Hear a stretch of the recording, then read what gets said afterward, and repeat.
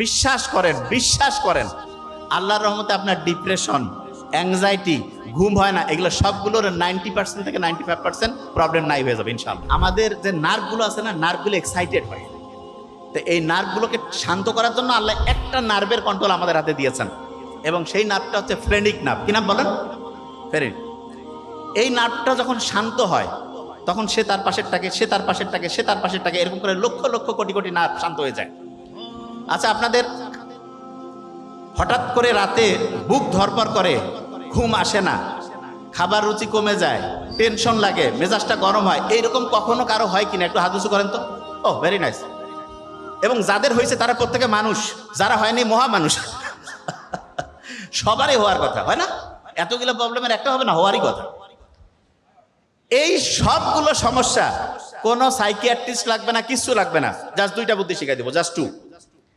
যখন এরকম হবে কারো কোনো দরকার নাই, আল্লাহ দিয়াই দিছে এই বুদ্ধিটা। বুক ভরে তখন শ্বাস নিব, ধরে রাখবো, ছাড়বো। এখনই নেন, দুইবার, ভালো লাগবে।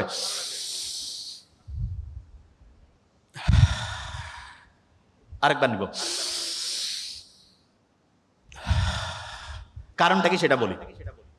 আমাদের ব্রেইন থেকে শুরু করে সারাটা শরীর না শান্ত হইলে ভালো কাজ করে, আর দ্বিতীয় যেটা সেটা হচ্ছে অক্সিজেন পাইলে ভালোভাবে কাজ করে। আপনি যখন বুক ভরে শ্বাস নিয়েছেন তখন ঠিকভাবে সবগুলো কোষ অক্সিজেন পাইছে, এবং এই কারণে আপনার দেহের প্রত্যেকটা অংশ খুশি হয়েছে। আপনি ক্ষুধার্ত থাকলে যখন খাবার দেয় মনটা খুশি হয় না? ঠিক তেমনি করে যখন আপনি বুক ভরে এরকম শ্বাস নেন, শ্বাস ছাড়েন, তখন প্রত্যেকটা কোষ ঠিকভাবে অক্সিজেন পায় এবং মনটা চাঙ্গা হয়। এটা নাম্বার ওয়ান। নাম্বার টু যেটা সেটা শুনেন। আল্লাহর রহমতে ঢাকা ইউনিভার্সিটির এখানে তো প্রচুর সবুজ গাছপালা, ক্যাম্পাসটা অসাধারণ।